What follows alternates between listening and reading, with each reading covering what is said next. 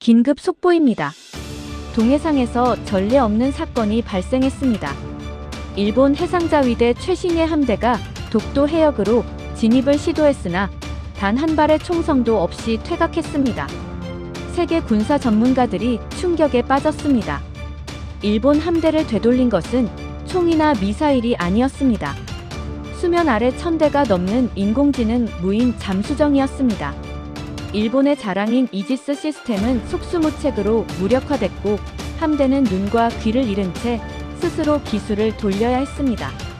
일본 방위성 내부 문서가 유출됐습니다. 우리는 한국이 아니라 미래와 싸웠다. 이것은 전쟁이 아니라 기술 시연이었다.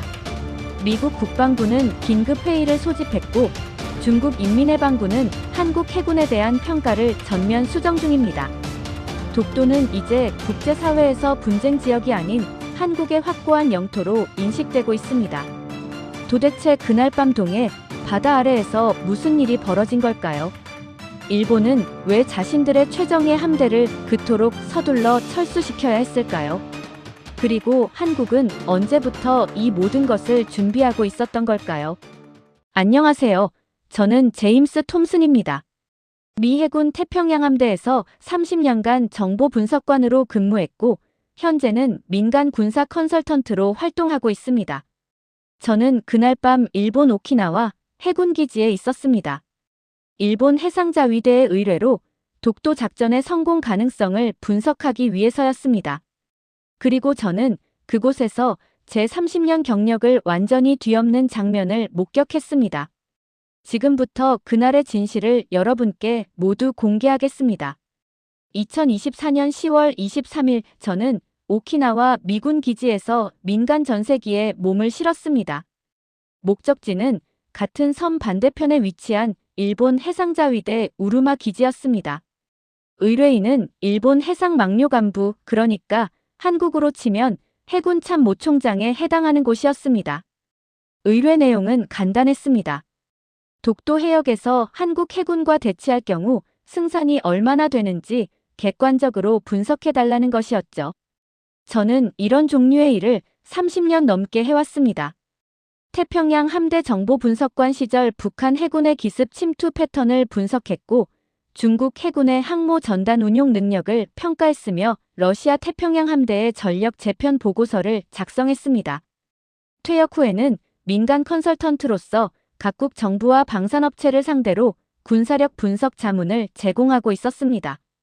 제 보고서 한 장이 수억 원의 무기 도입 결정을 좌우하기도 했습니다.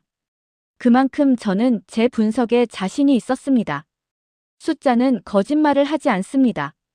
함정의 배수량, 레이더의 탐지거리, 미사일의 사거리, 승조원의 훈련 시간, 이 모든 것을 데이터로 환산하면 승부는 명확하게 나옵니다. 감정이나 애국심 같은 건 전혀 중요하지 않습니다. 오직 숫자만이 진실을 말해주죠. 전세기가 우루마 기지 활주로에 착륙했습니다. 기지 입구에는 해상자위대 장교 2명이 저를 기다리고 있었습니다. 계급장을 보니 한 명은 중령, 한 명은 대령이었습니다. 그들은 정중하게 인사를 건넸지만 표정은 굳어 있었습니다. 뭔가 다급한 분위기였습니다. 차량이 기지 깊숙한 곳으로 들어갔습니다. 해안가가 내려다 보이는 3층 건물 앞에서 멈췄습니다. 작전사령부 건물이었습니다. 엘리베이터를 타고 지하 2층으로 내려갔습니다. 두꺼운 방음문을 지나자 대형 스크린이 벽면 전체를 차지한 브리핑룸이 나타났습니다. 이미 20명 가까운 장교들이 자리를 채우고 있었습니다. 계급장을 보니 대령급 이상만 모인 자리였습니다. 제일 앞자리에 앉은 사람이 일어났습니다. 어깨에 별 2개가 달려 있었습니다. 해장, 그러니까 소장 계급이었습니다. 그가 저를 향해 악수를 청했습니다. 톰슨 씨 멀리서 와주셔서 감사합니다. 저는 사사키 회장입니다. 호위 함대 사령관을 맡고 있습니다. 우리의 상황을 잘 이해해 주시리라 믿습니다. 저는 자리에 앉았습니다. 그때 스크린에 지도가 떴습니다. 동해 전체가 한눈에 들어오는 해도였습니다. 독도가 빨간 점으로 표시되어 있었고 그 주변으로 파란색 함정 아이콘들이 배치되어 있었습니다. 한국 해군의 배치도였습니다. 사사키 회장이 입을 열었습니다. 톰슨 씨, 우리는 곧 중대한 결정을 내려야 합니다. 10월 25일 한국이 이른바 독도의 날 행사를 강행한다고 합니다. 우리 정부는 이에 대응해 우리 함대를 독도 인근 해역에 전개할 계획입니다. 귀하께 묻고 싶은 것은 간단합니다. 우리가 이길 수 있겠습니까? 저는 스크린을 바라봤습니다. 한국 해군의 배치도가 보였습니다. 세종대왕급 이지스 구축함 2척, 충무공 이순신급 구축함 3척, 그리고 호위함과 초계함 10여 척이 독도 주변에 배치되어 있었습니다. 수상함 전력으로는 상당했지만 저는 이미 답을 알고 있었습니다. 저는 대답했습니다. 회장님, 결론부터 말씀드리겠습니다. 일본 해상자위대가 압도적으로 유리합니다. 수적으로도 질적으로도 한국 해군을 능가합니다. 만약 독도 해역에서 대치 상황이 발생한다면 일본이 주도권을 쥘 가능성이 90% 이상입니다. 브리핑룸이 술렁였습니다. 몇몇 장교들의 얼굴에 미소가 번졌습니다. 사사키 회장이 물었습니다. 근거를 들어주시겠습니까? 저는 노트북을 열고 제가 미리 준비한 자료를 스크린에 띄웠습니다. 첫 번째 슬라이드에는 양국 해군의 전력 비교표가 나타났습니다. 먼저 함정 수를 보겠습니다. 일본 해상자위대는 총 150척 이상의 함정을 보유하고 있습니다. 이 중 주력 전투함만 50척이 넘습니다.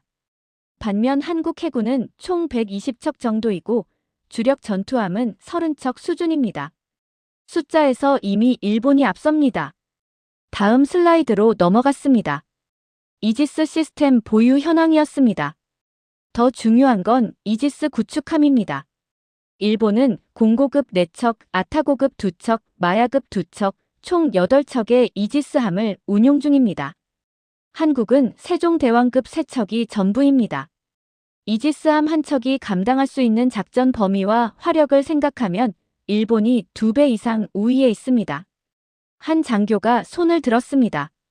그런데 톰슨 씨, 한국의 세종대왕급이 배수량이나 무장면에서는 우리 함정들보다 우수하지 않습니까? 저는 고개를 끄덕였습니다. 맞습니다. 세종대왕급은 10,000톤이 넘는 대형함이고 수직 발사관도 128개나 됩니다. 개별 함정으로 보면 우수한 스펙입니다. 하지만 전쟁은 스펙만으로 하는 게 아닙니다. 중요한 건 운용 경험과 훈련 시간입니다. 다음 슬라이드를 띄웠습니다. 양국 해군의 연간 훈련 일수와 합동훈련 횟수가 나타났습니다. 일본 해상자위대는 연간 300일 이상 실전 훈련을 실시합니다. 미 해군과의 합동훈련만 연간 50회가 넘습니다. 반면 한국 해군은 연간 200일 정도의 훈련을 하고 합동훈련은 20회 수준입니다. 경험의 차이가 너무 큽니다. 한국 해군이 세종대왕급을 실전 배치한 지 겨우 15년입니다. 일본은 공고급을 30년 가까이 운용해왔습니다. 이 경험의 격차는 숫자로 메울 수 없습니다. 저는 다음 슬라이드로 넘어갔습니다. 잠수함 전력 비교였습니다. 잠수함 전력도 마찬가지입니다. 일본은 소류급 오야시오급 합쳐서 20척이 넘는 디젤 잠수함을 보유하고 있습니다. 한국은 손원 1급과 도산 안창호급 합쳐서 18척 정도입니다. 숫자도 밀리지만 더 중요한 건 소음 수준입니다. 일본 잠수함의 정숙성은 세계 최고 수준입니다. 한국 잠수함은 아직 그 수준에 도달하지 못했습니다. 브리핑룸의 분위기가 점점 고조되고 있었습니다. 장교들은 고개를 끄덕이며 제 말에 동의하고 있었습니다. 사사키 회장의 입가에도 미소가 번졌습니다. 저는 마지막 슬라이드를 띄웠습니다. 시뮬레이션 결과였습니다. 제가 3가지 시나리오로 시뮬레이션을 돌려봤습니다. 첫 번째, 독도 해역에서 양측 함대가 50km 거리에서 대치하는 경우. 두 번째, 양측이 독도를 중심으로 100km 반경 내에서 기동전을 펼치는 경우. 세 번째, 전면전으로 확대되는 경우. 3가지 모두에서 일본이 승리할 확률이 85%에서 95% 사이로 나왔습니다. 한 대령이 물었습니다. 한국이 이길 가능성은 어떤 경우입니까? 저는 잠시 생각했습니다. 한국이 이기려면 세 가지 조건이 필요합니다. 첫째, 우리가 모르는 비밀 무기를 보유하고 있어야 합니다. 둘째, 우리 이지스 시스템을 무력화할 수 있는 전자전 능력을 갖춰야 합니다. 셋째, 우리 잠수함을 모두 탐지할 수 있는 소나 기술이 있어야 합니다. 솔직히 말씀드리면 이 세 가지가 동시에 충족될 가능성은 5%도 안 됩니다. 브리핑룸에 웃음이 터졌습니다. 비밀 무기라니 SF 영화도 아니고 말입니다. 한 대령이 농담조로 말했습니다. 한국이 건담이라도 만들어뒀다는 겁니까? 저도 웃었습니다. 그럴 리 없죠. 군사기술은 하루아침에 만들어지지 않습니다. 특히 해군 전력은 수십 년의 경험과 노하우가 쌓여야 합니다. 한국 해군은 분명 성장하고 있습니다. 하지만 지금 시점에서 일본 해상자위대와 맞서기에는 역부족입니다. 이건 감정이 아니라 데이터가 말해주는 사실입니다. 사사키 회장이 고개를 끄덕였습니다. 명쾌한 분석입니다. 우리가 필요로 했던 답이 바로 이겁니다. 정치인들은 감정으로 판단하지만 우리 군인은 사실로 판단해야 합니다. 톰슨 씨의 보고서는 우리 정부에 큰 도움이 될 겁니다. 그가 다른 장교들을 돌아보며 말했습니다. 제군들 들었는가? 우리는 충분히 승산이 있다. 아니, 압도적으로 유리하다. 한국이 아무리 목소리를 높여도 실제 전력은 우리가 우위다. 이제 정부가 결단을 내리면 우리는 자신 있게 작전을 수행할 수 있다. 장교들이 박수를 쳤습니다. 저도 그 박수에 동참했습니다. 왜냐하면 저는 제 분석이 틀릴 리 없다고 확신했기 때문입니다. 30년 경력이 쌓아올린 데이터와 경험이 한국 해군보다 일본 해상자위대가 우위에 있다고 말하고 있었습니다. 회의가 끝나고 저는 사사키 회장과 단둘이 남았습니다. 그가 창밖을 바라보며 말했습니다. 톰슨 씨, 솔직히 말하겠습니다. 우리 정부는 이번 기회에 독도 문제를 국제 분쟁화하려고 합니다. 한국이 감정적으로 반응하면 우리는 국제사회에 호소할 겁니다. 그리고 우리 함대가 그곳에 존재한다는 사실 자체가 독도가 분쟁 지역이라는 증거가 됩니다.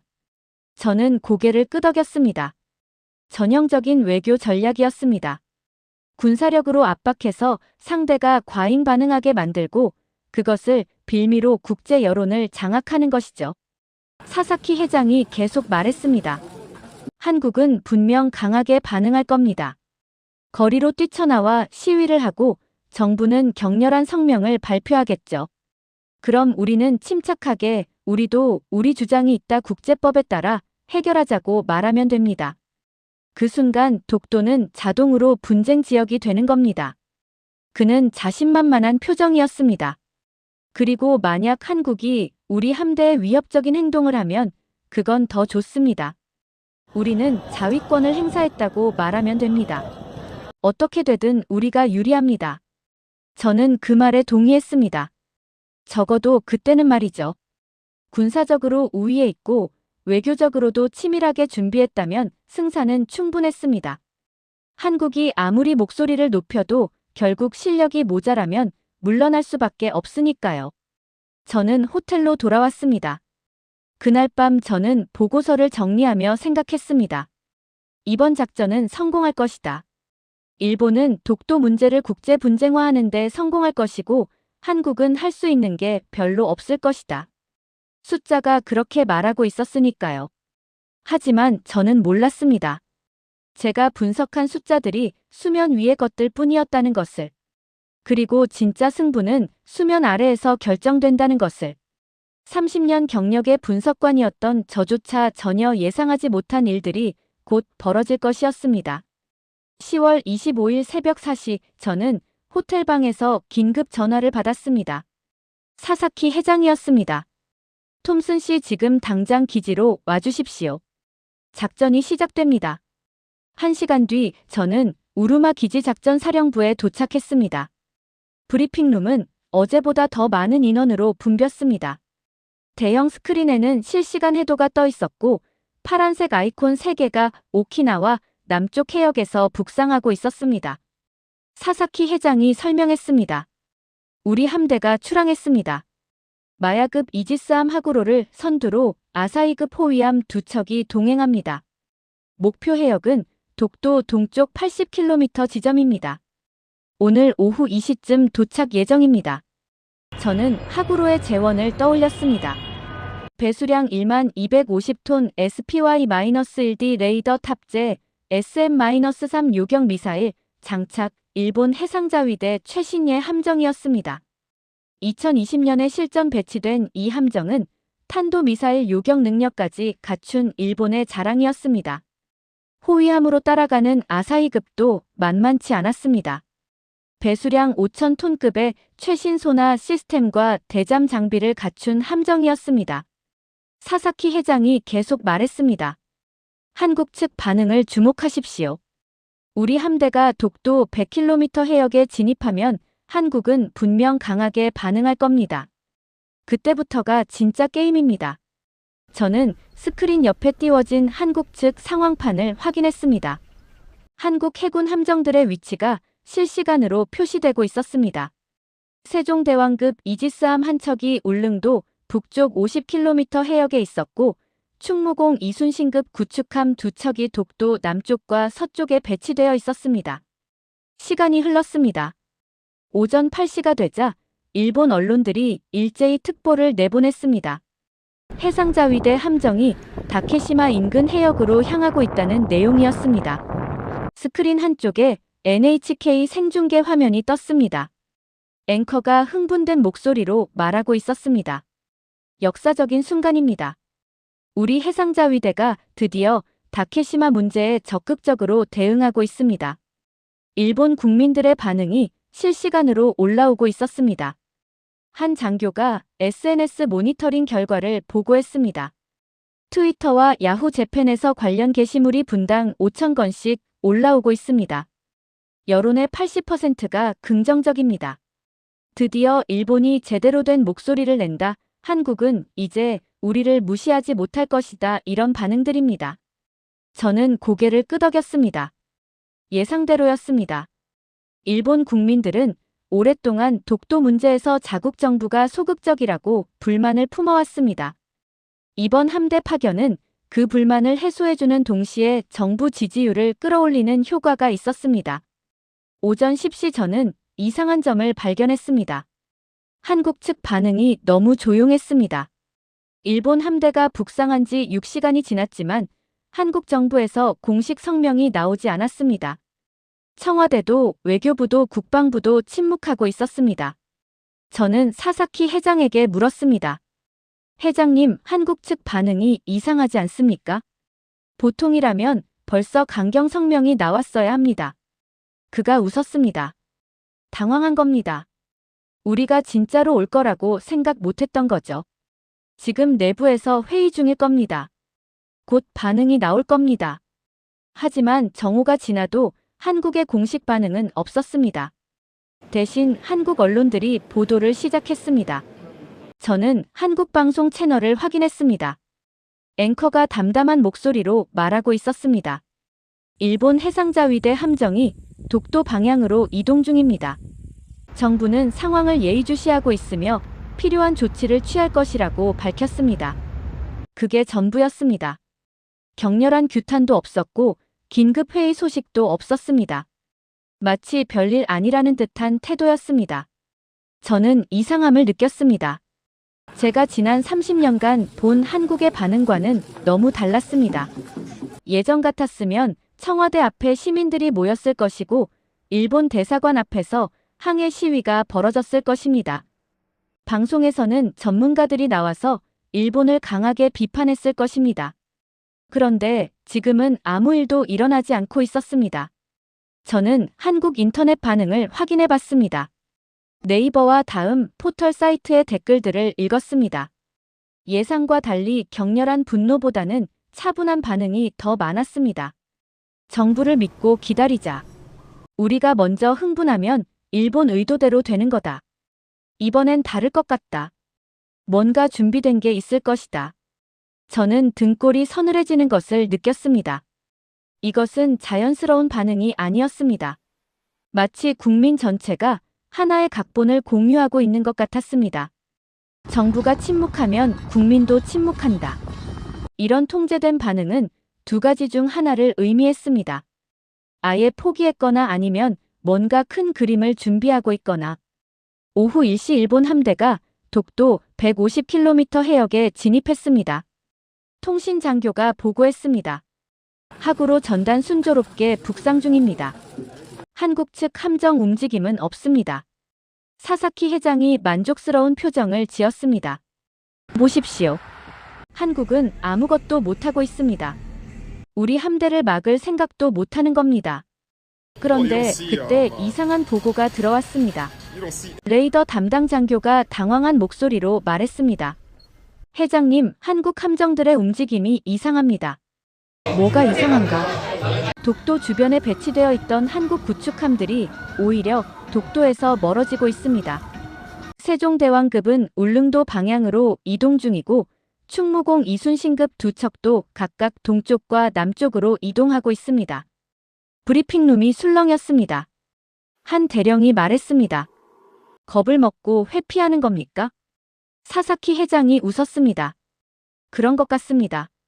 우리 함대가 오니까 정면 대치를 피하는 거죠. 이거야말로 완벽한 승리 아닙니까? 싸우지도 않고 상대가 물러나고 있습니다. 장교들이 박수를 쳤습니다. 하지만 저는 박수에 동참하지 않았습니다. 뭔가 이상했습니다. 한국 해군이 자국 영토에서 멀어진다. 이것은 전술적으로 말이 안 됐습니다. 독도를 지키겠다면서 독도에서 멀어지는 건 모순이었습니다. 저는 해도를 자세히 들여다봤습니다. 한국 함정들의 이동 경로를 추적했습니다.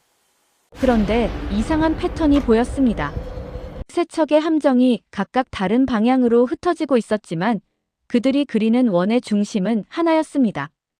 독도와 울릉도 사이 어딘가였습니다. 저는 그 지점을 확대했습니다. 수심 데이터를 확인했습니다. 평균 수심 2000m. 해저 지형은 복잡했고 해류도 강했습니다. 잠수함이 숨기에 최적의 환경이었습니다. 저는 사사키 회장에게 조심스럽게 물었습니다. 회장님, 한국 잠수함의 위치는 파악하고 계십니까? 그가 고개를 끄덕였습니다. 물론입니다. 우리 소나 시스템이 계속 추적하고 있습니다. 손원 1급 한 척이 울릉도 서쪽에 있고 도산 안창호급 한 척이 동해 중부 해역에 있습니다. 모두 우리 함대와는 거리가 멉니다. 저는 더 물었습니다. 확실합니까? 다른 잠수함은 없습니까? 그가 자신있게 대답했습니다. 우리 소나 시스템은 세계 최고 수준입니다. 한국 잠수함 정도는 충분히 잡아낼 수 있습니다. 걱정 마십시오. 하지만 저는 여전히 불안했습니다. 30년 경력이 말해주고 있었습니다. 적이 물러난다는 건 두 가지 중 하나입니다. 정말로 겁먹었거나 아니면 함정을 파고 있거나. 오후 2시 일본 함대가 독도 100km 해역에 진입했습니다. 일본 방송들이 일제히 생중계를 시작했습니다. 화면에는 하구로의 위용이 가득 찼습니다. 10,000톤급 강철 거함이 하얀 포마를 일으키며 나아가고 있었습니다. NHK 앵커가 흥분된 목소리로 말했습니다. 지금 우리 해상자위대 함정이 다케시마를 향해 당당히 나아가고 있습니다.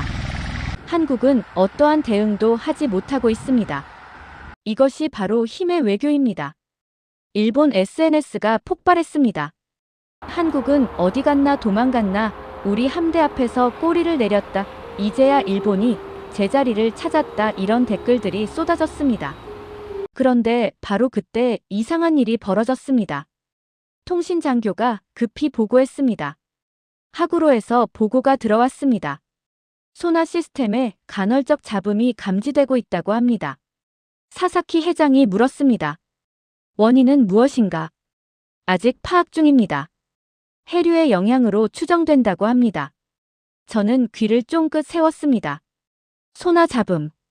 저는 즉시 노트북을 열어서 해당 해역의 해류 데이터를 확인했습니다. 지금 시각 그 해역의 해류는 평년 수준이었습니다. 잡음을 일으킬 만한 특이사항이 없었습니다. 15분 후 또 다른 보고가 들어왔습니다. 하구로 항법 시스템에 미세한 오차가 발생하고 있습니다. GPS 신호가 간헐적으로 흔들린다고 합니다. 사사키 회장이 짜증스럽게 말했습니다. 장비 점검은 제대로 했나? 중요한 작전인데 이런 사소한 문제로 보고를 올리면 어떡합니까? 하지만 저는 달랐습니다. 사소한 문제가 아니었습니다. 소나 잡음과 GPS 오차가 동시에 발생한다. 우연이 아니었습니다. 오후 3시 세 번째 보고가 들어왔습니다. 함대 간 통신에 0.3초 지연이 발생하고 있습니다. 위성통신 상태가 불안정하다고 합니다. 저는 자리에서 일어났습니다. 이제 확신할 수 있었습니다. 소나 항법 통신 세 가지 시스템이 동시에 미세하게 교란되고 있었습니다. 이것은 장비 오류가 아니었습니다. 전자전 공격이었습니다. 저는 사사키 회장에게 말했습니다. 회장님, 이건 장비 문제가 아닙니다. 한국이 전자전을 걸고 있습니다. 그가 어이없다는 표정을 지었습니다. 전자전이요? 한국이 우리 이지스 시스템을 교란할 능력이 있다고 생각하십니까? 저는 단호하게 대답했습니다. 지금 그 능력을 보여주고 있습니다. 소나 항법 통신이 동시에 영향받고 있습니다. 이것은 전형적인 전자전 공격 패턴입니다. 브리핑룸이 조용해졌습니다.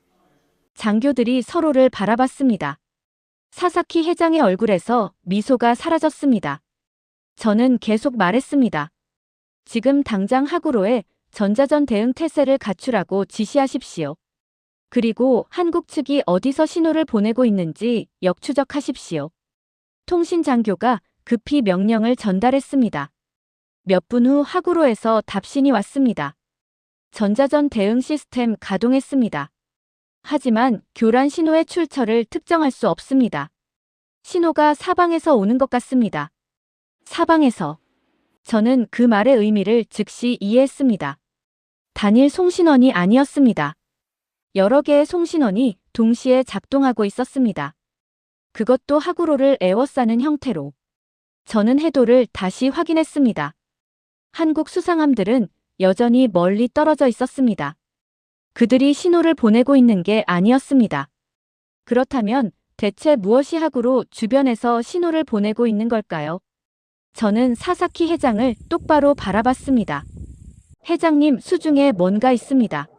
한국 잠수함이 우리가 파악한 것보다 훨씬 많습니다. 아니면 우리가 전혀 모르는 무언가가 있습니다. 그의 얼굴이 굳어졌습니다. 그리고 그는 마침내 깨닫기 시작했습니다. 한국의 침묵이 의미하는 바를, 수상함들이 물러난 이유를, 그리고 왜 한국 국민들이 그토록 차분했는지를. 한국은 도망간 게 아니었습니다. 그들은 길을 열어준 것이었습니다. 일본 함대가 더 깊이 들어오도록. 그리고 그 길의 끝에는 함정이 기다리고 있었습니다. 오후 4시 상황이 급변하기 시작했습니다. 하구로에서 긴급 보고가 들어왔습니다. 통신 장교가 창백한 얼굴로 말했습니다. 하구로 소나실에서 다수의 불명 접촉을 감지했다고 합니다. 사사키 회장이 몸을 앞으로 기울였습니다. 한국 잠수함인가? 확인 중입니다.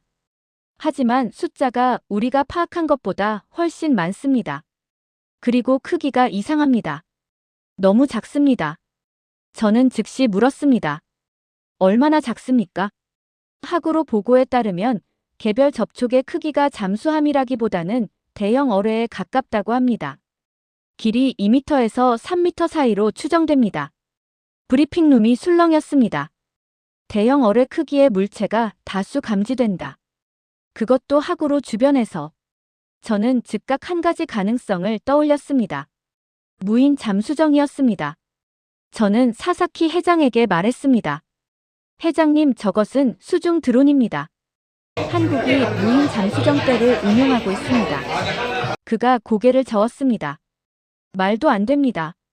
한국이 그런 기술을 가지고 있다는 정보는 어디에도 없습니다. 저도 알고 있었습니다. 제 데이터베이스 어디에도 한국의 수중 드론 개발 정보는 없었습니다. 미 해군조차 수중 드론을 실전 배치하지 못한 상태였습니다. 수중에서 자율적으로 작동하는 무인 시스템을 만드는 것은 극도로 어려운 기술이었습니다. 통신이 제한되고 GPS도 작동하지 않는 환경에서 스스로 판단하고 움직여야 하니까요. 하지만 지금 하구로 소나가 감지하고 있는 것은 분명 그런 물체들이었습니다. 통신 장교가 계속 보고했습니다. 접촉 숫자가 계속 증가하고 있습니다. 현재 30개, 40개 아니 50개 이상입니다. 계속 늘어나고 있습니다. 사사키 회장이 소리쳤습니다. 50개라니 그게 말이 됩니까? 한국이 그렇게 많은 무인 잠수정을 어디서 구했다는 겁니까? 저는 스크린에 표시되는 접촉 지점들을 응시했습니다. 하구로를 중심으로 반경 5km 안에 수십 개의 작은 점들이 나타나고 있었습니다. 그 점들은 무작위로 흩어진 것이 아니었습니다. 일정한 패턴을 그리며 하구로를 에워싸고 있었습니다. 저는 그 패턴을 분석했습니다. 각 드론 사이의 거리는 약 300m에서 500m 정도였습니다. 서로 너무 가깝지도 멀지도 않은 완벽한 간격이었습니다. 이것은 우연이 아니었습니다. 계산된 배치였습니다. 저는 깨달았습니다. 저 드론들은 네트워크로 연결되어 있었습니다. 각각이 독립적으로 작동하는 게 아니라 하나의 거대한 시스템처럼 움직이고 있었습니다. 한 대가 하구로의 움직임을 감지하면 그 정보가 모든 드론에게 전달되고 전체가 동시에 대응하는 방식이었습니다. 저는 사사키 회장에게 말했습니다. 회장님, 이것은 단순한 무인 잠수정이 아닙니다. 인공지능으로 제어되는 분산형 네트워크입니다. 각 드론이 서로 정보를 공유하면서 하구로의 모든 움직임을 실시간으로 추적하고 있습니다. 그가 당황한 표정으로 물었습니다. 그럼 우리는 어떻게 해야 합니까? 저는 냉정하게 대답했습니다. 방법이 없습니다. 저 드론들을 하나하나 파괴할 수는 있습니다. 하지만 50개가 넘는 표적을 동시에 상대할 수는 없습니다. 게다가 분산형 네트워크라면 몇 개를 파괴해도 나머지가 계속 작동합니다. 오후 5시 더 충격적인 보고가 들어왔습니다. 하구로뿐만 아니라 호위함 두 척에서도 같은 현상이 보고되고 있습니다. 세 척 모두 다수의 불명 접촉에 둘러싸여 있습니다. 저는 계산을 시작했습니다. 함정 한 척당 50개라면 세 척 합쳐서 150개. 아니 각 함정마다 감지되는 숫자가 계속 늘어나고 있었습니다. 최종적으로는 200개가 넘을 수도 있었습니다. 저는 전율했습니다. 한국이 200개가 넘는 수중 드론을 독도 해역에 배치해뒀다는 것입니다. 이것은 미 해군도 시도하지 못한 규모였습니다. 미 해군이 실험 중인 수중 드론은 기껏해야 10대 단위였습니다. 그런데 한국은 그 20배를 실전 배치했다는 뜻이었습니다. 저는 물었습니다. 이 드론들이 언제부터 이 해역에 있었는지 파악할 수 있습니까? 통신 장교가 대답했습니다. 하구로 소나 기록을 분석한 결과 우리 함대가 100km 해역에 진입하기 전부터 이미 존재했던 것으로 보입니다. 다만 워낙 작고 조용해서 우리가 감지하지 못했던 겁니다. 이미 존재했다. 그 말은 한국이 일본 함대가 오기 훨씬 전부터 이 해역에 드론 떼를 풀어놨다는 뜻이었습니다. 어쩌면 며칠 전부터, 아니 몇 주 전부터 준비하고 있었을지도 몰랐습니다. 저는 떠올렸습니다. 한국의 침묵을, 수상함들이 물러난 이유를, 국민들의 차분한 반응을. 모든 것이 계획된 것이었습니다. 한국은 일본 함대를 기다리고 있었습니다. 완벽하게 준비된 함정 안으로 들어오기를. 오후 6시 전자전 교란이 본격화되었습니다. 하구로에서 다급한 보고가 쏟아졌습니다. SPY-1D 레이더 성능이 저하되고 있습니다. 탐지거리가 평소의 70% 수준으로 감소했습니다. GPS 오차가 점점 커지고 있습니다. 현재 위치 오차가 50m를 넘었습니다. 함대 간 통신 지연이 1초를 넘어섰습니다. 실시간 데이터 공유가 어렵습니다. 사사키 회장이 책상을 내리쳤습니다. 대체 뭘 하고 있는 겁니까? 왜 대응을 못합니까? 통신 장교가 떨리는 목소리로 대답했습니다. 교란 신호의 출처를 특정할 수 없습니다. 사방에서 동시에 오고 있습니다. 그리고 신호 패턴이 계속 바뀝니다. 우리 대응 시스템이 따라잡지 못하고 있습니다. 저는 이해했습니다. 200개가 넘는 드론이 각각 다른 주파수로 교란 신호를 보내고 있었습니다. 그것도 패턴을 계속 변화시키면서 인공지능이 실시간으로 일본 함대의 대응을 분석하고 그에 맞춰 전술을 바꾸고 있었습니다.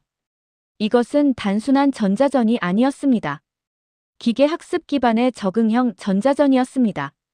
미 국방부가 연구 중인 차세대 기술이었습니다. 그런데 한국이 이미 실전에서 운용하고 있었습니다. 저는 노트북을 열어서 미 해군 데이터베이스에 접속했습니다. 한국의 전자전 능력에 관한 정보를 검색했습니다.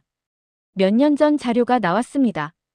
한국군이 사이버전 부대를 확대 개편했다는 내용이었습니다. 국방과학연구소가 전자전 기술 개발에 집중하고 있다는 정보도 있었습니다. 하지만 구체적인 능력 수준은 알려지지 않았습니다. 대부분의 분석가들은 한국의 전자전 능력을 중급 정도로 평가했습니다. 미국이나 이스라엘에 비하면 한참 뒤처진다고 봤습니다. 저는 씁쓸하게 웃었습니다. 우리 모두가 틀렸습니다. 한국은 조용히 최첨단 기술을 개발하고 있었고 우리는 그것을 전혀 눈치채지 못했습니다. 오후 7시 결정적인 순간이 왔습니다. 하구로 소나실에서 긴급 보고가 올라왔습니다. 불명 접촉들이 상승을 시작했습니다. 수심 500m에서 300m로 올라오고 있습니다. 사사키 회장이 소리쳤습니다. 상승이라니 왜 올라오는 겁니까? 통신 장교가 대답했습니다. 모릅니다. 하지만 패턴이 조직적입니다. 마치 명령을 받은 것처럼 동시에 움직이고 있습니다. 저는 즉시 이해했습니다. 드론들이 공격 위치로 이동하고 있었습니다. 아직 공격하지는 않았지만 언제든 공격할 수 있는 자세를 갖추고 있었습니다. 저는 사사키 회장에게 말했습니다. 회장님, 지금 당장 함대를 철수시켜야 합니다. 그가 저를 노려봤습니다. 무슨 소리입니까? 우리가 왜 물러나야 합니까? 저는 단호하게 대답했습니다. 지금 하구로는 완전히 포위되어 있습니다. 200개가 넘는 수중 드론이 사방을 에워싸고 있고 전자전으로 시스템이 무력화되고 있습니다. 이 상태로 밤을 맞으면 상황은 더 악화됩니다. 어둠 속에서는 우리가 할 수 있는 게 아무것도 없습니다. 사사키 회장이 주먹을 쥐었습니다. 하지만 여기서 물러나면 우리는 패배를 인정하는 겁니다. 전 국민이 지켜보고 있습니다. 총리께서 기대하고 계십니다. 저는 냉정하게 말했습니다. 명예와 승조원의 목숨 중에 무엇이 더 중요합니까? 지금 하구로에는 300명이 타고 있습니다. 그들의 목숨을 정치적 체면을 위해 걸 수는 없습니다. 브리핑룸이 조용해졌습니다. 장교들이 서로를 바라봤습니다. 모두가 알고 있었습니다. 제 말이 맞다는 것을. 하지만 아무도 먼저 입을 열지 못했습니다. 그때 새로운 보고가 들어왔습니다. 통신 장교의 얼굴이 창백해졌습니다. 하구로 주변에서 새로운 접촉이 감지되었습니다. 이번에는 대형입니다. 길이 140m 이상으로 추정됩니다. 저는 숨이 멎는 것을 느꼈습니다. 140m. 그것은 잠수함이었습니다. 그것도 초대형 잠수함이었습니다. 통신 장교가 떨리는 목소리로 계속 보고했습니다. 하나가 아닙니다. 2개, 3개, 총 5개의 대형 접촉이 감지되고 있습니다. 모두 수심 200m에서 천천히 상승 중입니다. 5척의 대형 잠수함. 저는 한국이 보유한 것으로 알려진 잠수함 목록을 떠올렸습니다. 손원 1급 9척, 도산 안창 5급 3척, 모두 소형 디젤 잠수함이었습니다. 길이는 60m에서 80m 사이였습니다. 그런데 지금 하구로 소나가 감지한 것은 140m급이었습니다. 이것은 한국이 공개한 어떤 잠수함과도 달랐습니다. 오히려 미국의 버지니아급이나 러시아의 야생급에 가까운 크기였습니다. 핵추진 잠수함급이었습니다. 저는 깨달았습니다. 한국은 비밀리에 차세대 잠수함을 개발하고 배치했습니다. 그것도 한두 척이 아니라 5척이나. 세계 어느 정보기관도 이것을 탐지하지 못했습니다. 사사키 회장의 얼굴에서 혈색이 사라졌습니다. 그는 마침내 이해했습니다. 한국이 준비한 것이 무엇인지를, 그리고 일본 함대가 지금 어떤 상황에 처해 있는지를. 저는 조용히 말했습니다. 회장님, 우리는 함정에 걸렸습니다. 한국은 처음부터 우리를 기다리고 있었습니다. 수면 위에서는 함정들을 물리고 수면 아래에서는 완벽한 포위망을 구축했습니다. 지금 하구로는 200개의 드론과 5척의 대형 잠수함에 에워싸여 있습니다. 싸울 수 있는 상황이 아닙니다. 브리핑룸에 무거운 침묵이 흘렀습니다. 일본 해상자위대 최정예 함대가 단 한 발도 쏘지 못한 채 포위당했습니다. 그것도 존재조차 몰랐던 전력에게. 저는 창밖을 바라봤습니다. 해가 지고 있었습니다. 곧 어둠이 내릴 것이었습니다. 그리고 그 어둠 속에서 한국의 진짜 힘이 모습을 드러낼 것이었습니다. 30년 경력의 분석관이었던 저는 그제야 깨달았습니다. 제가 분석한 모든 데이터가 수면 위의 것들 뿐이었다는 것을. 진짜 승부는 보이지 않는 곳에서 이미 결정되고 있었다는 것을. 오후 8시 동해에 어둠이 내렸습니다. 저는 브리핑룸 창문을 통해 칠흑 같은 바다를 바라봤습니다. 저 어둠 속 어딘가에서 하구로가 포위당한 채 표류하고 있었습니다. 사사키 회장은 도쿄 본부와 긴급 화상회의 중이었습니다. 저는 그 회의에 배석하지 않았지만 브리핑룸 밖에서 그의 목소리가 들렸습니다. 격앙된 목소리였습니다. 하지만 점점 작아지고 있었습니다. 통신 장교가 저에게 다가왔습니다.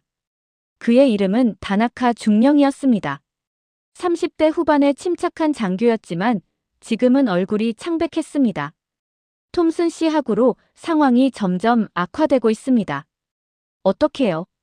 그가 태블릿을 보여줬습니다. 하구로에서 실시간으로 전송되는 시스템 상태 데이터였습니다. 모든 수치가 빨간색으로 표시되어 있었습니다. SPY-1D 레이더 효율 45%, GPS 위치 오차 150m, 위성통신 두절, 함대 간 통신만 간신히 유지, 소나 시스템 잡음률 60% 이상. 저는 데이터를 분석했습니다. 레이더 효율이 45%라는 것은 탐지 거리가 절반 이하로 줄었다는 뜻이었습니다. 원래 400km를 탐지할 수 있는 시스템이 이제 180km도 힘들다는 의미였습니다. GPS 오차 150m는 정밀 유도 무기를 사용할 수 없는 수준이었습니다. 위성 통신이 두절되었다는 것은 본부와의 실시간 지휘 체계가 끊겼다는 뜻이었습니다. 저는 물었습니다. 이 교란이 시간이 지날수록 심해지고 있습니까? 다나카 중령이 고개를 끄덕였습니다. 네. 오후 6시에는 레이더 효율이 70%였습니다. 7시에는 60%, 8시 현재 45%입니다. 1시간마다 15%씩 떨어지고 있습니다. 저는 계산했습니다. 이 속도라면 자정이 되면 레이더가 거의 무용지물이 될 것이었습니다. 하구로는 눈을 잃게 되는 것이었습니다. 저는 물었습니다. 한국 측에서 어떤 신호를 보내고 있는지 분석했습니까? 다나카 중령이 다른 화면을 띄웠습니다. 주파수 스펙트럼 분석 결과였습니다. 화면에는 수십 개의 서로 다른 주파수 대역이 표시되어 있었습니다. 한국 측은 동시에 30개 이상의 서로 다른 주파수로 신호를 보내고 있습니다. 그것도 각 주파수의 패턴이 0.5초마다 변화합니다. 우리 전자전 대응 시스템이 한 주파수를 차단하면 즉시 다른 주파수로 전환합니다. 마치 살아있는 생명체처럼 반응합니다. 저는 그 말에 소름이 돋았습니다. 살아있는 생명체. 그것은 인공지능이 실시간으로 일본 함대의 대응을 학습하고 그에 맞춰 전술을 변경하고 있다는 뜻이었습니다. 저는 물었습니다. 이 신호들이 어디서 오는지 역추적했습니까? 다나카 중령이 해도를 띄웠습니다. 하구로를 중심으로 반경 10km 안에 수백 개의 작은 점들이 표시되어 있었습니다. 각 드론이 개별적으로 신호를 보내고 있습니다. 그것도 위치를 계속 바꿔가면서요. 어떤 드론은 수심 100m에서 신호를 보내다가 갑자기 300m로 내려가고 다른 드론은 반대로 올라옵니다. 우리가 표적을 잡으려고 하면 이미 다른 위치로 이동해 있습니다. 저는 이해했습니다. 이것은 단순한 전자전이 아니었습니다. 기계학습과 군집지능을 결합한 차세대 전자전이었습니다. 200개가 넘는 드론이 마치 한 마리의 거대한 생명체처럼 움직이면서 일본 함대를 서서히 질식시키고 있었습니다. 오후 9시 더 충격적인 보고가 들어왔습니다. 다나카 중령이 급히 다가왔습니다. 톰슨시 대형 잠수함들의 움직임이 포착되었습니다. 저는 즉시 화면을 확인했습니다. 5척의 대형 잠수함이 수심 100m까지 상승해 있었습니다. 그리고 하구로를 중심으로 완벽한 오각형을 그리며 배치되어 있었습니다. 각 잠수함 사이의 거리는 정확히 8km였습니다. 너무 가깝지도 멀지도 않은 완벽한 간격이었습니다. 이 배치는 우연이 아니었습니다. 계산된 전술 대형이었습니다. 저는 이 대형의 의미를 즉시 이해했습니다. 5척이 오각형을 이루면 어느 방향으로든 하구로가 빠져나가려 해도 최소 2척의 잠수함이 가로막을 수 있었습니다.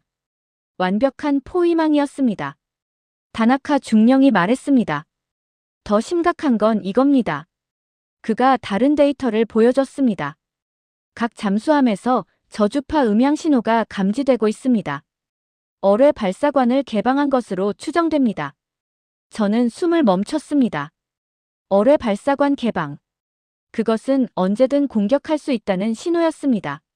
지금 당장 방아쇠를 당기지 않고 있을 뿐 총구는 이미 겨눠진 상태였습니다.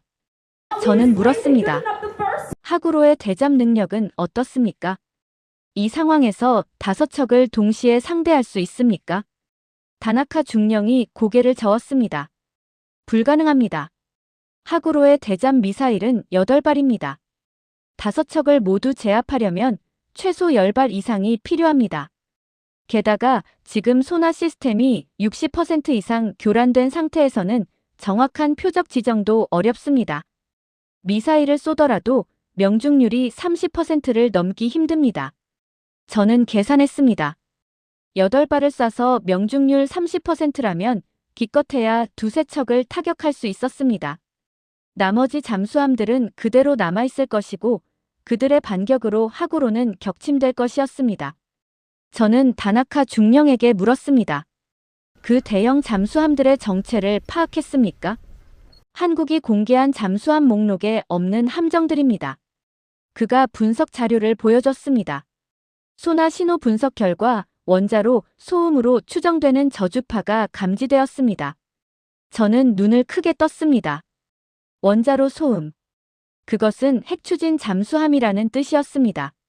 다나카 중령이 계속 말했습니다. 배수량은 약 2만 톤급으로 추정됩니다. 미국의 버지니아급과 유사한 크기입니다. 무장은 확인되지 않았지만 이 크기라면 수직 발사관을 최소 20개 이상 탑재했을 것으로 봅니다. 수직 발사관 20개. 그것은 순항 미사일을 의미했습니다. 어뢰로 하구로를 공격하는 것이 아니라 순항 미사일로 일본 본토를 타격할 수 있다는 뜻이었습니다. 저는 떠올렸습니다. 한국의 현무순항 미사일. 사거리 1500km. 만약 저 잠수함들이 각각 20발씩 탑재했다면 총 100발의 순항 미사일이 독도 해역에 잠복해 있는 것이었습니다. 그 미사일들은 일본 전역의 주요 시설을 동시에 타격할 수 있었습니다. 저는 전율했습니다. 한국은 하구로를 포위한 것이 아니었습니다. 일본이라는 나라 전체를 인질로 잡은 것이었습니다. 오후 10시 사사키 회장이 회의실에서 나왔습니다. 그의 얼굴은 완전히 굳어 있었습니다. 그는 브리핑룸 앞에 섰습니다. 장교들이 모두 그를 바라봤습니다. 그가 입을 열었습니다. 목소리가 갈라져 있었습니다. 본부와 협의한 결과 우리는 중대한 결정을 내렸습니다. 하구로 전단에 철수 명령을 내립니다. 브리핑룸이 술렁였습니다. 한 대령이 소리쳤습니다. 회장님, 아직 우리는 싸워보지도 않았습니다. 어떻게 물러날 수 있습니까? 사사키 회장이 그를 노려봤습니다. 싸워보지 않았다고요. 지금 우리는 완전히 포위당해 있습니다. 시스템은 무력화되고 있고 탈출 경로는 점점 좁아지고 있습니다. 이 상태로 자정을 넘기면 하구로는 물리적으로 빠져나갈 수 없게 됩니다. 다른 장교가 물었습니다.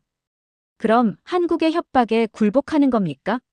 사사키 회장이 주먹을 쥐었습니다. 협박이 아닙니다. 이건 전술적 판단입니다. 지금 물러나면 치욕입니다. 하지만 물러나지 않으면 전멸입니다. 300명의 승조원 목숨이 걸려 있습니다. 나는 그들을 정치적 체면을 위해 희생시킬 수 없습니다. 브리핑룸이 조용해졌습니다. 모두가 알고 있었습니다. 사사키 회장의 말이 옳다는 것을. 하지만 그 진실을 인정하기가 너무 고통스러웠습니다. 저는 조용히 말했습니다. 회장님, 올바른 결정입니다. 살아서 돌아가는 것이 죽어서 영웅이 되는 것보다 낫습니다. 사사키 회장이 저를 바라봤습니다. 그의 눈에 눈물이 맺혀 있었습니다. 톰슨 씨, 우리는 당신의 분석을 믿었습니다. 우리가 우위에 있다고 했잖습니까? 저는 고개를 숙였습니다. 죄송합니다. 제 분석이 틀렸습니다. 저는 수면 위만 봤습니다. 진짜 전쟁은 보이지 않는 곳에서 벌어지고 있었는데 저는 그것을 보지 못했습니다. 오후 11시 하구로에 철수 명령이 전달되었습니다. 저는 통신 장비를 통해 하구로 함장의 목소리를 들었습니다. 본부 이쪽 하구로입니다. 철수 명령을 확인했습니다. 기술을 돌리겠습니다. 하구로가 천천히 방향을 바꾸기 시작했습니다. 10,000톤급 거함이 180도 선회하는 데는 시간이 걸렸습니다. 그 느린 움직임이 마치 패배의 무게를 상징하는 것 같았습니다. 다나카 중령이 보고했습니다. 한국 측 잠수함과 드론들이 움직이지 않고 있습니다. 하구로의 철수를 지켜보고 있는 것 같습니다. 저는 이해했습니다. 한국은 공격할 생각이 없었습니다. 그들은 처음부터 일본 함대를 격침시킬 의도가 없었습니다. 그저 포위하고 무력화시켜서 스스로 물러나게 만드는 것이 목표였습니다. 이것이 더 치명적이었습니다. 싸워서 진 것이 아니라 싸워보지도 못하고 도망친 것이었습니다. 일본 해상자위대는 단 한 발의 총알도 쓰지 않고 퇴각했습니다. 자정이 지났습니다. 하구로가 독도 해역을 완전히 벗어났습니다. 다나카 중령이 보고했습니다. 한국 측 전력이 수면 아래로 사라지고 있습니다. 드론들도 자망하고 있습니다. 마치 처음부터 없었던 것처럼. 저는 창밖을 바라봤습니다. 동해는 다시 고요했습니다. 하지만 그 고요한 수면 아래에는 여전히 거대한 힘이 잠들어 있었습니다. 그리고 이제 전 세계가 그 힘의 존재를 알게 되었습니다. 저는 노트북을 열고 보고서를 작성하기 시작했습니다. 제목은 간단했습니다. 한국 해군 재평가의 필요성 마이너스 독도 해역 사태 분석. 첫 문장을 썼습니다. 우리는 한국을 완전히 잘못 봤다. 그들은 우리가 아는 한국이 아니었다. 30년 경력의 분석관으로서 제 자존심은 산산조각 났습니다. 하지만 그것보다 더 큰 충격은 따로 있었습니다. 한국은 조용히 미래를 준비하고 있었고 우리는 과거의 데이터에 갇혀 그것을 보지 못했다는 사실이었습니다. 10월 26일 새벽 3시 저는 우루마 기지를 떠났습니다. 사사키 회장이 직접 공항까지 배웅을 나왔습니다.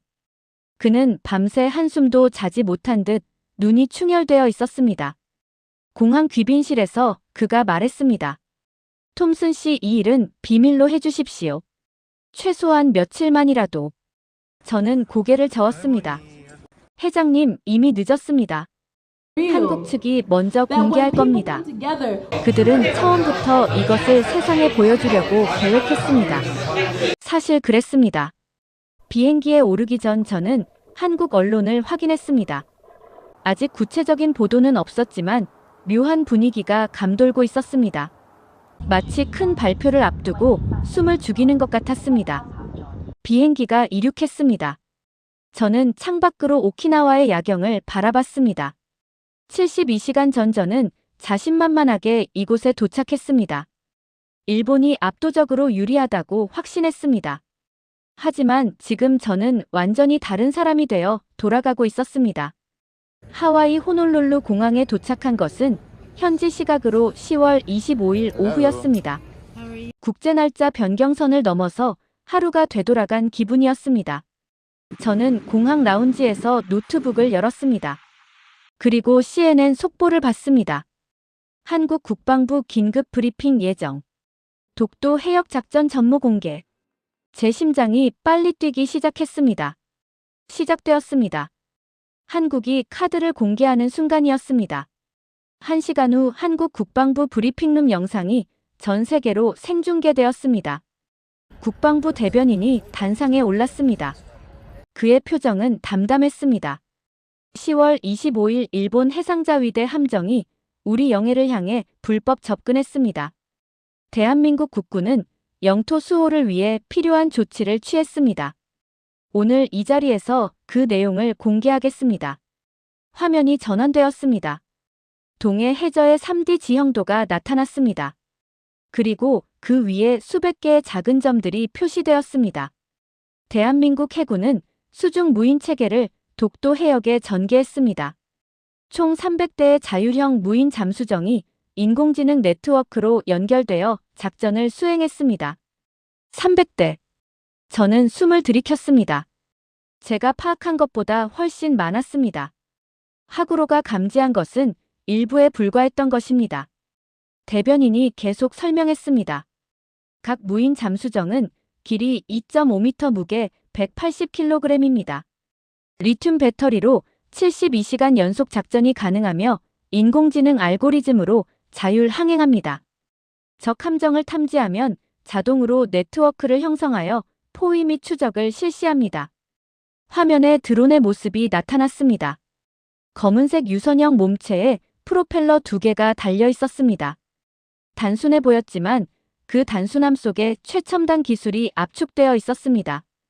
대변인이 다음 슬라이드를 넘겼습니다. 이번에는 대형 잠수함의 실루엣이 나타났습니다. 또한 우리 해군은 신형 잠수함을 실전 배치했습니다. 배수량 2만 톤급 핵추진 잠수함 독도급입니다. 총 5척이 건조되어 작전 중입니다. 브리핑룸이 술렁이는 소리가 영상을 통해 전해졌습니다. 기자들이 웅성거렸습니다. 한국이 핵추진 잠수함을 보유하고 있다는 것은 전 세계 정보기관이 몰랐던 사실이었습니다. 대변인이 설명을 이어갔습니다. 독도급은 길이 145m, 수직 발사관 24개를 탑재하고 있습니다. 현무-3C 순항 미사일을 장착하며 사거리는 1500km입니다. 또한 533mm 어뢰 발사관 8문을 보유하고 있습니다. 화면에 독도급의 내부 구조도가 나타났습니다. 함수의 대형 소나 중앙의 원자로 한미의 프로펠러, 모든 것이 상세하게 공개되었습니다. 이것은 단순한 브리핑이 아니었습니다. 전 세계를 향한 시위였습니다. 저는 독도급의 재원을 분석했습니다. 수직 발사관 24개면 한 척당 24발의 순항 미사일을 탑재할 수 있었습니다. 5척이면 총 120발이었습니다. 사거리 1500km면 독도 해역에서 일본 전역은 물론 중국 동부 연안 러시아 블라디보스토크까지 타격할 수 있었습니다. 이것은 단순한 영토 수호 전력이 아니었습니다. 전략 투사 능력이었습니다. 한국은 동북아시아 전체를 사정권에 두는 힘을 확보한 것이었습니다. 기자가 질문했습니다. 이 잠수함들은 언제부터 개발되었습니까? 대변인이 대답했습니다. 2015년부터 극비리의 개발을 시작했습니다. 첫 번째 함정은 2020년에 진수했고 2022년부터 실전 배치되었습니다. 5년간 그 존재를 완전히 비밀에 붙였습니다. 5년. 저는 전율했습니다. 5년 동안 세계 어느 정보기관도 이 잠수함의 존재를 탐지하지 못했습니다. 건조 과정, 진수 시험, 운항, 실전 배치, 모든 과정이 완벽하게 숨겨져 있었습니다. 다른 기자가 물었습니다. 일본 함대는 어떻게 대응했습니까? 대변인이 담담하게 대답했습니다. 일본 함정들은 우리의 경고를 받아들여 자진 철수했습니다. 우리는 단 한 발의 무기도 사용하지 않았습니다. 그럴 필요가 없었습니다. 그 말 한마디가 일본에게는 치명타였습니다. 싸울 필요조차 없었다.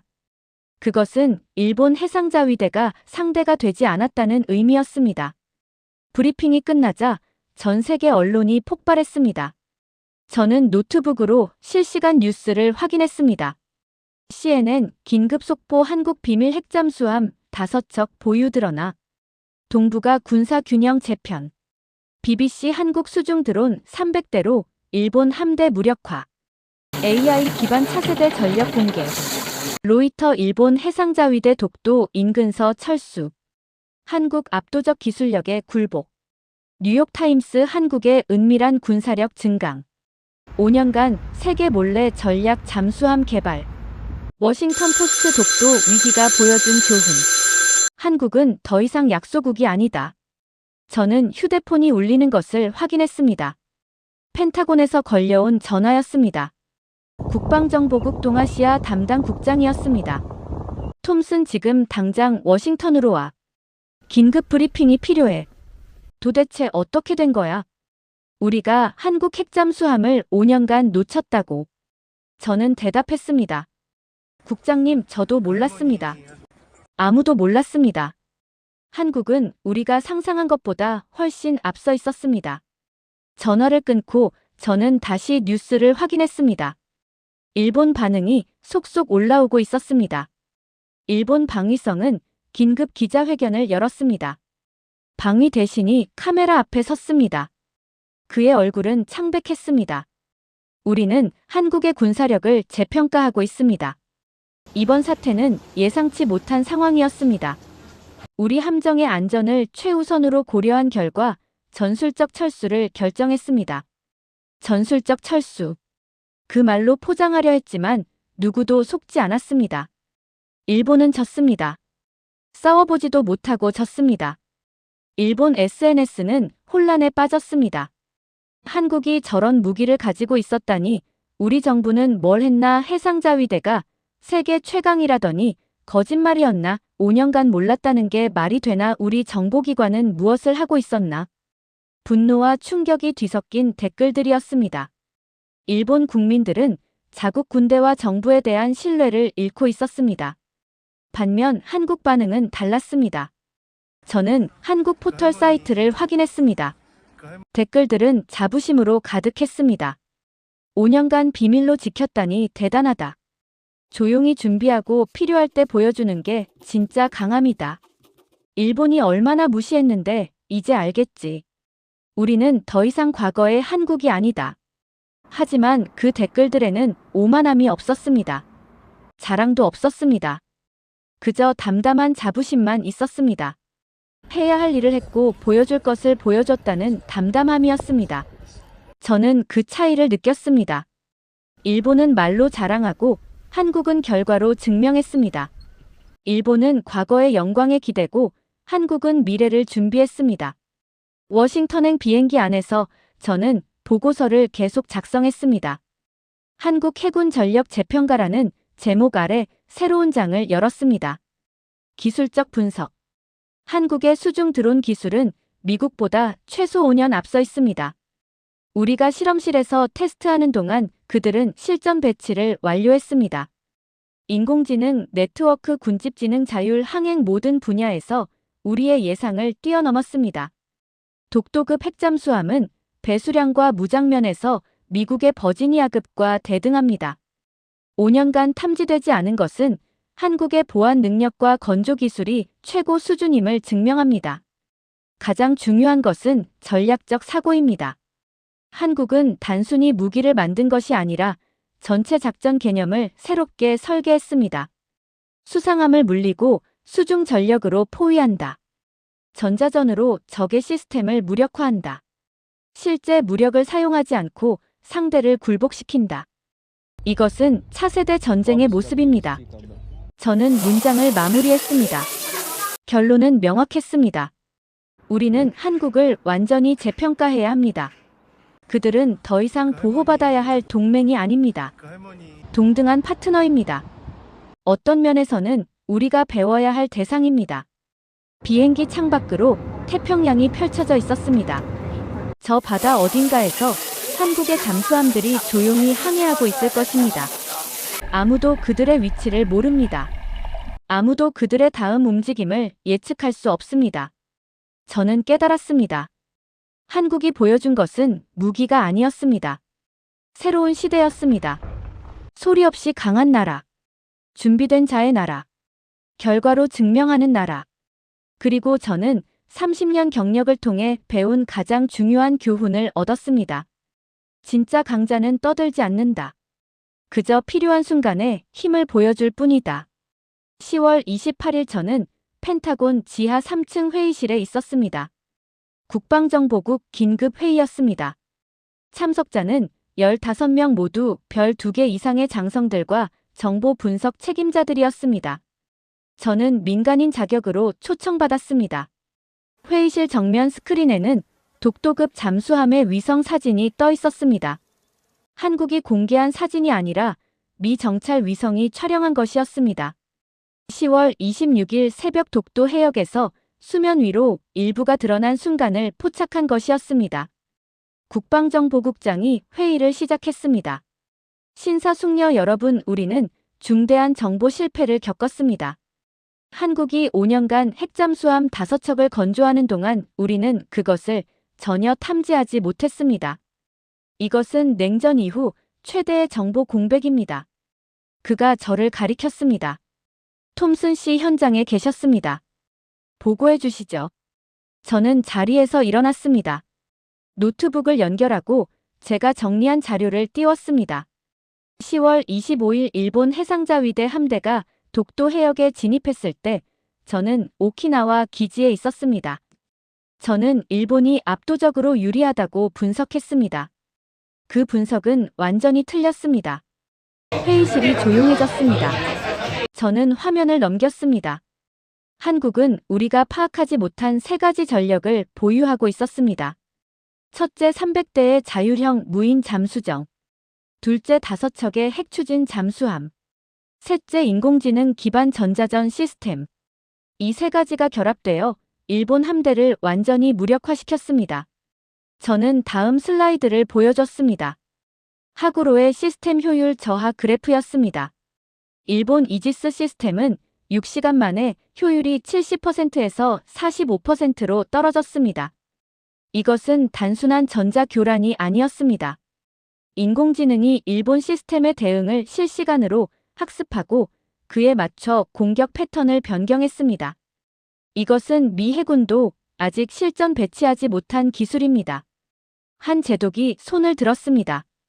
톰슨 씨, 한국이 이 기술을 독자 개발했다고 보십니까? 저는 고개를 끄덕였습니다. 네. 한국국방과학연구소는 지난 10년간 인공지능 분야에 집중 투자했습니다. 특히 자율무기 체계 개발에 연간 20억 달러 이상을 투입했습니다. 우리가 그것을 단순한 연구 프로그램으로 봤지만 실제로는 실전 배치를 목표로 한 프로젝트였습니다. 다른 제독이 물었습니다. 그럼 우리 정보망은 왜 이것을 탐지하지 못했습니까? 저는 다음 슬라이드를 띄웠습니다. 한국의 조선소 위성 사진들이었습니다. 한국은 전통적인 조선소가 아닌 지하시설에서 잠수함을 건조했습니다. 거제도와 울산에 대규모 지하 독이 있습니다. 위성으로는 내부를 볼 수 없습니다. 진수도 야간에 비밀리에 진행했습니다. 시험 운항은 동해 깊은 해역에서 실시했고 항상 수중 상태를 유지했습니다. 완벽한 작전 보안이었습니다. 국방정보국장이 말했습니다. 5년간 단 한 번의 정보 유출도 없었다는 뜻입니까? 저는 고개를 끄덕였습니다. 그렇습니다. 건조에 참여한 인원만 수천 명일 텐데 그중 누구도 정보를 흘리지 않았습니다. 이것은 한국의 보안 문화가 우리 예상보다 훨씬 견고하다는 것을 보여줍니다. 회의실이 술렁였습니다. 한 장성이 중얼거렸습니다. 맨해튼 프로젝트도 정보가 새어나갔는데 저는 계속 설명했습니다. 더 놀라운 것은 기술 수준입니다. 독도급의 원자로는 소음이 극도로 낮습니다. 우리 소나로도 탐지가 어렵습니다. 추진 시스템도 최신 펌프젯 방식입니다. 한국이 이 기술을 어디서 확보했는지는 불명확합니다. 국방정보국장이 물었습니다. 프랑스나 러시아에서 기술 이전을 받았을 가능성은? 저는 고개를 저었습니다. 그럴 가능성은 낮습니다. 독도급의 설계는 프랑스 바라쿠다급이나 러시아 야생급과 다릅니다. 오히려 우리 버지니아급과 유사한 점이 많습니다. 하지만 우리가 기술을 이전한 적은 없습니다. 결론은 하나입니다. 한국이 독자 개발했다는 것입니다. 회의실이 조용해졌습니다. 모두가 그 의미를 이해하고 있었습니다. 한국이 핵잠수함을 독자 개발할 수 있다면 그것은 한국의 기술 수준이 최상위권에 도달했다는 뜻이었습니다. 저는 마지막 슬라이드를 띄웠습니다. 동북아시아 군사력 균형 변화 그래프였습니다. 이번 사태 이전 우리는 동북아 해군력을 이렇게 평가했습니다.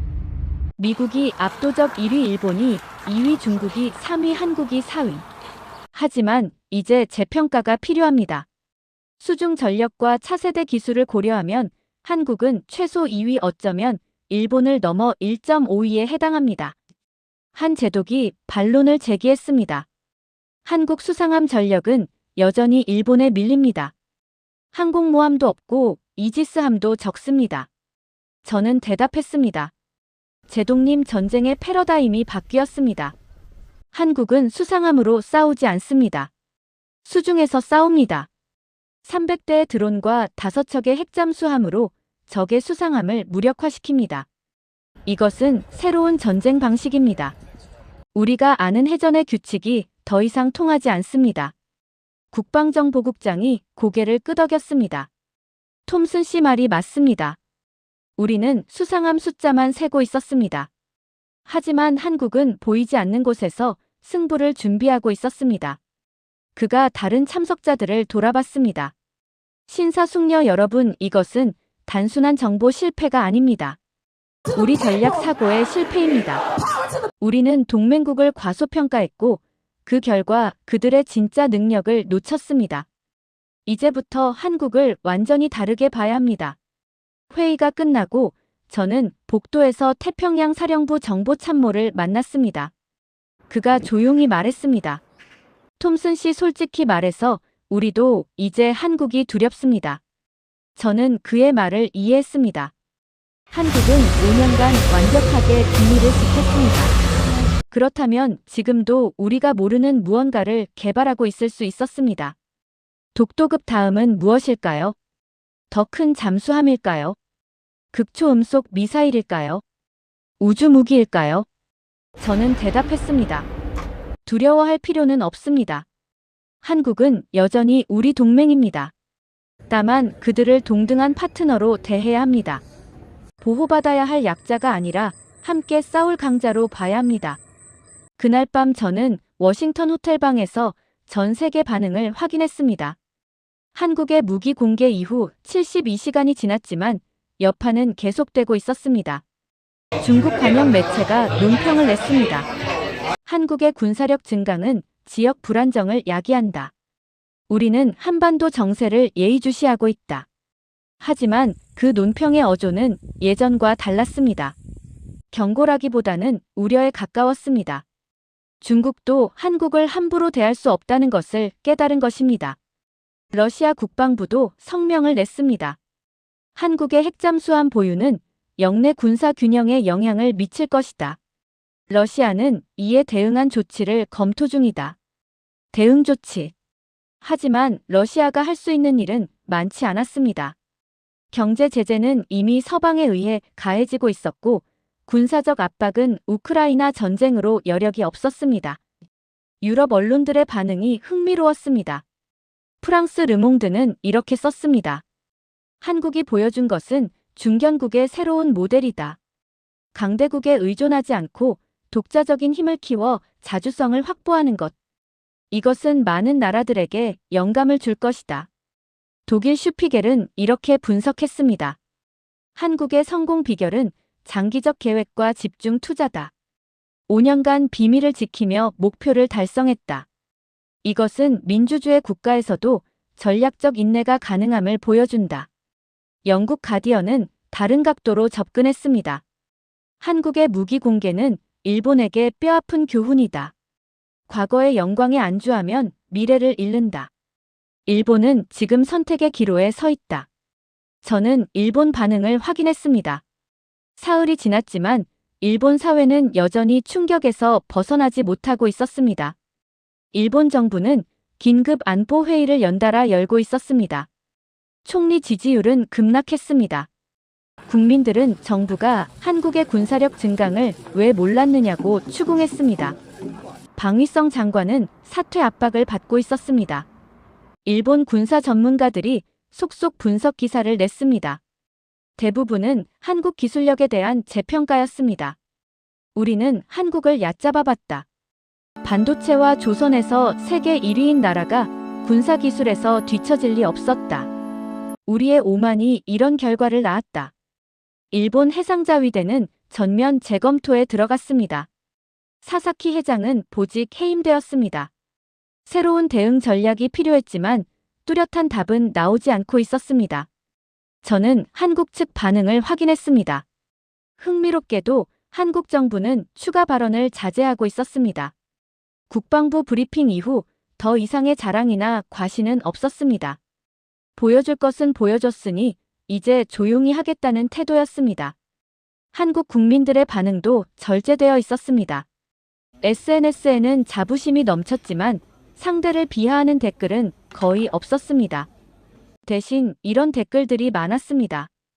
이제 우리를 무시하는 나라는 없을 것이다. 하지만 교만해서는 안 된다. 계속 준비하고 발전해야 한다. 보여준 것보다 숨긴 것이 더 많아야 진짜 강한 나라다. 저는 그 마지막 문장에 주목했습니다. 보여준 것보다 숨긴 것이 더 많아야 한다. 한국 국민들은 정부가 아직도 뭔가를 숨기고 있다고 믿고 있었습니다. 그리고 그것이 한국의 진짜 힘이라고 생각했습니다. 저는 창밖을 바라봤습니다. 워싱턴의 야경이 펼쳐져 있었습니다. 백악관의 불빛이 보였습니다. 저곳에서도 지금 한국에 대한 논의가 한창일 것입니다. 저는 깨달았습니다. 독도 사태는 끝났지만 그 여파는 이제 시작일 뿐이라는 것을. 동북아시아의 판이 완전히 바뀌었습니다. 한국은 더 이상 강대국들 사이에서 눈치 보는 나라가 아니었습니다. 스스로 규칙을 만들고 힘을 행사하는 나라가 되었습니다. 그리고 세계는 이제 그 사실을 받아들여야 했습니다. 11월 5일 펜타곤에서 또 다른 회의가 소집되었습니다. 이번에는 국방장관이 직접 주재했습니다. 주제는 한미동맹 재조정이었습니다. 저도 자문위원 자격으로 참석했습니다. 국방장관이 회의를 시작했습니다. 신사숙녀 여러분, 독도 사태 이후 10일이 지났습니다. 우리는 한국에 대한 전략을 재수립해야 합니다. 한국은 더 이상 우리의 보호가 필요한 나라가 아닙니다. 이제 어떻게 협력할 것인지 논의해야 합니다. 태평양 사령관이 먼저 발언했습니다. 장관님, 한국군의 능력은 우리 예상을 훨씬 넘어섰습니다. 하지만 그것이 반드시 나쁜 것만은 아닙니다. 강한 동맹은 우리에게도 이익입니다. 문제는 한국이 앞으로 우리와 얼마나 협력할 의지가 있느냐입니다. 합참의장이 덧붙였습니다. 한국은 독자적인 군사력을 확보했습니다. 이제 그들은 우리 없이도 자국을 방어할 수 있습니다. 우리가 제공하던 해구산이나 전략 자산이 예전만큼 중요하지 않을 수 있습니다. 국방장관이 고개를 끄덕였습니다. 그렇습니다. 한국의 독도급 잠수함은 사실상 전략 무기입니다. 순항 미사일 120발이면 북한은 물론 주변국 모두를 억제할 수 있습니다. 한국은 이제 독자적인 억지력을 갖췄습니다. 국무부 동아시아 담당 차관보가 손을 들었습니다. 그렇다면 우리는 한국을 어떻게 대해야 합니까? 계속 주둔군을 유지해야 합니까? 전자권 전환 문제는 어떻게 합니까? 국방장관이 저를 바라봤습니다. 톰슨 씨 의견을 말씀해 주시죠. 저는 자리에서 일어났습니다. 장관님, 제 생각은 이렇습니다. 우리는 한국과의 관계를 상하관계에서 수평관계로 전환해야 합니다. 보호자와 피보호자가 아니라 동등한 파트너가 되어야 합니다. 제가 노트북을 열어 자료를 띄웠습니다. 한국군 능력 평가표였습니다. 한국은 이제 모든 면에서 자립이 가능합니다. 정보 수집 능력, 우리 위성 없이도 자체 정찰 위성으로 충분합니다. 타격 능력, 독도급과 순항 미사일로 영내 모든 목표를 타격할 수 있습니다. 방어 능력, 이지스함과 패트리어트 그리고 천공 시스템으로 다층 방어가 가능합니다. 저는 다음 슬라이드로 넘어갔습니다. 우리가 한국에 제공할 수 있는 것은 이제 많지 않습니다. 대신 한국이 우리에게 제공할 수 있는 것이 늘어났습니다. 최첨단 조선 기술, 반도체 기술 그리고 이번에 드러난 수중 드론 기술. 이것들은 우리 군에도 필요한 것들입니다. 합참의장이 물었습니다. 그럼 우리가 한국에게 기술을 배워야 한다는 말입니까? 저는 고개를 끄덕였습니다. 그렇습니다. 특히 수중 드론 기술은 우리가 한국보다 뒤처져 있습니다. 우리가 아직 실험 단계에서 머물 때 한국은 이미 실전 배치를 완료했습니다. 우리가 배워야 할 것이 분명히 있습니다. 회의실이 술렁였습니다. 미국이 동맹국에게 기술을 배운다. 이것은 전례가 거의 없는 일이었습니다. 국방장관이 말했습니다. 톰슨 씨 말이 일리가 있습니다. 자존심을 내려놓고 현실을 봐야 합니다. 한국은 이제 우리와 대등한 수준입니다. 어떤 분야에서는 우리를 앞서고 있습니다. 그가 참석자들을 돌아봤습니다. 우리는 한국의 기술 협력을 제안할 것입니다. 그들의 수중 드론 기술과 우리의 전략 자산을 교환하는 방식입니다. 이것은 진정한 협력입니다. 회의가 끝나고 저는 국방장관과 단둘이 남았습니다. 그가 창밖을 바라보며 말했습니다. 톰슨 씨, 솔직히 말하겠습니다. 우리는 한국을 과소평가했습니다. 그 결과 그들이 어디까지 성장했는지 놓쳤습니다. 이것은 우리의 실패입니다. 저는 대답했습니다. 장관님, 하지만 아직 늦지 않았습니다. 한국은 여전히 우리 동맹입니다. 다만 관계를 재정립할 필요가 있습니다. 그가 고개를 끄덕였습니다. 그렇습니다. 그리고 그것은 일본에게도 마찬가지입니다. 일본. 저는 그 나라의 상황이 궁금했습니다. 독도 사태 이후 일본은 어떻게 변했을까요? 11월 8일 저는 도쿄로 날아갔습니다. 일본 방위성의 초청이었습니다. 그들은 한국에 대한 새로운 평가가 필요했고 제 자문을 원했습니다. 도쿄 방위성 건물에 도착했을 때 분위기는 침울했습니다. 복도를 걷는 장교들의 표정이 어두웠습니다. 독도 사태의 충격이 여전히 남아 있었습니다. 새로 부임한 방위 대신이 저를 맞았습니다. 톰슨 씨, 와주셔서 감사합니다. 우리는 솔직한 조언이 필요합니다. 회의실에는 20명 정도의 고위 장교들이 앉아 있었습니다. 사사키 회장은 보이지 않았습니다. 그는 이미 예편했다고 들었습니다. 방위 대신이 말했습니다. 톰슨 씨, 우리는 한국을 완전히 잘못 봤습니다. 우리의 오판이 이런 결과를 낳았습니다. 이제 우리는 어떻게 해야 합니까? 저는 잠시 생각했습니다. 그리고 조심스럽게 말을 시작했습니다. 대신님, 솔직히 말씀드리겠습니다. 일본은 과거의 영광에 안주했습니다. 70년대, 80년대에 쌓은 경험과 기술에 만족했습니다. 그동안 한국은 미래를 준비했습니다. 한 제독이 항의했습니다. 우리도 발전했습니다. 마야급 이지스함은 세계 최고 수준입니다. 저는 고개를 저었습니다. 제독님, 마야급은 훌륭한 함정입니다. 하지만 그것은 수상함입니다. 한국은 수상함으로 싸우지 않습니다. 전쟁의 패러다임이 바뀌었는데 일본은 그것을 인식하지 못했습니다. 방위 대신이 물었습니다.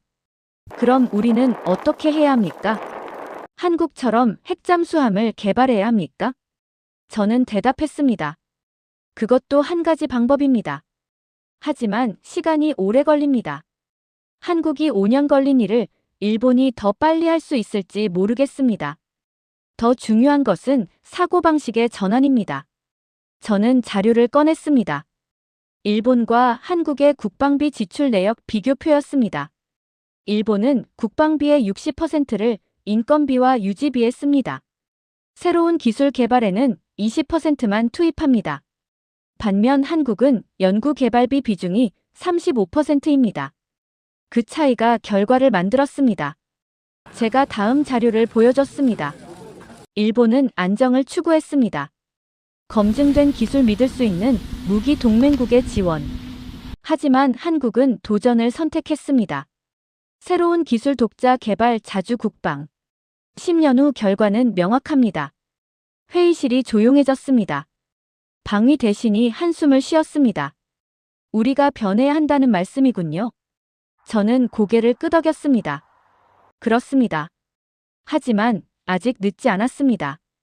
일본은 여전히 강한 기술력과 경제력을 가지고 있습니다. 방향만 바꾸면 10년 내에 한국을 따라잡을 수 있습니다. 한 제독이 물었습니다. 한국과 협력하는 것은 어떻습니까? 저는 그 질문에 놀랐습니다. 일본 장교가 한국과의 협력을 제안하다니. 독도 사태의 충격이 정말 컸던 것입니다. 저는 신중하게 대답했습니다. 그것도 좋은 방법입니다. 하지만 한국이 받아들일지는 모르겠습니다. 일본은 얼마 전까지 한국을 무시했습니다. 이제 와서 협력하자고 하면 한국이 어떻게 생각하겠습니까? 방위 대신이 말했습니다. 우리가 사과해야 한다는 뜻입니까? 저는 조심스럽게 말했습니다. 사과까지는 아니더라도 태도의 변화는 필요합니다. 한국을 동등한 파트너로 대해야 합니다. 위에서 내려다보는 시선을 버려야 합니다. 회의가 끝나고 저는 도쿄 거리를 걸었습니다. 시부야 스크램블 교차로를 지나갔습니다. 대형 전광판에 뉴스가 흐르고 있었습니다. 한국 독도급 잠수함 5척 전력화. 일본 방위성 대응책 마련 중. 거리의 사람들은 무표정하게 그 뉴스를 바라봤습니다. 독도 사태 직후의 충격은 가라앉았지만 대신 무력감이 자리 잡은 것 같았습니다. 일본은 자신들이 더 이상 동북아시아의 최강자가 아니라는 것을 받아들이고 있었습니다. 저는 호텔로 돌아와 뉴스를 확인했습니다. 한국에서 새로운 발표가 있었습니다. 한국 국방부가 추가 브리핑을 열었습니다. 대변인이 단상에 섰습니다. 독도급 잠수함 외에 우리 해군은 차세대 이지스함 3척을 추가 건조 중입니다. 2027년까지 전력화될 예정입니다. 또한 경항공모함 사업도 계획대로 진행 중입니다. 한국은 멈추지 않고 있었습니다. 독도급을 공개한 것으로 만족하지 않고 계속 앞으로 나아가고 있었습니다. 저는 그제야 깨달았습니다. 독도 사태는 끝이 아니라 시작이었다는 것을. 한국은 세계에 메시지를 보냈습니다. 우리를 무시하지 마라. 우리는 계속 강해지고 있다. 그리고 그 메시지는 명확하게 전달되었습니다.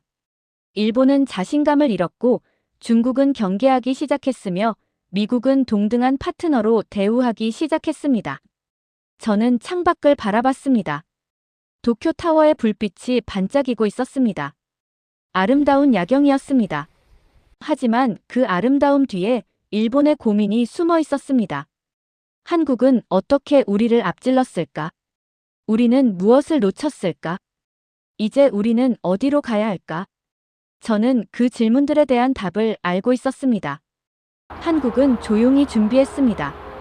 일본은 과거에 안주했습니다. 그 차이가 결과를 만들었습니다. 그리고 이제 일본은 선택해야 했습니다. 한국을 따라잡기 위해 변화할 것인가? 아니면 현실을 받아들이고 2인자로 살 것인가? 저는 노트북을 열어 마지막 보고서를 작성하기 시작했습니다. 제목은 동북아시아 신질서, 한국의 부상과 일본의 선택이었습니다. 30년 경력의 분석관으로서 저는 많은 것을 봤습니다. 하지만 독도 사태만큼 충격적인 것은 없었습니다. 한 나라가 조용히 힘을 키워 어느 날 갑자기 세계를 놀라게 하는 것. 그것도 누구도 예상하지 못한 방식으로. 저는 깨달았습니다. 진짜 강자는 떠들지 않는다는 것을. 준비하고 기다리다가 필요한 순간에 힘을 보여줄 뿐이라는 것을. 한국은 그것을 완벽하게 증명했습니다. 그리고 세계는 이제 새로운 한국을 받아들여야 했습니다. 2025년 1월 15일 저는 샌프란시스코에서 열린 국제해양안보 포럼에 초청받았습니다. 독도 사태 이후 3개월이 지난 시점이었습니다.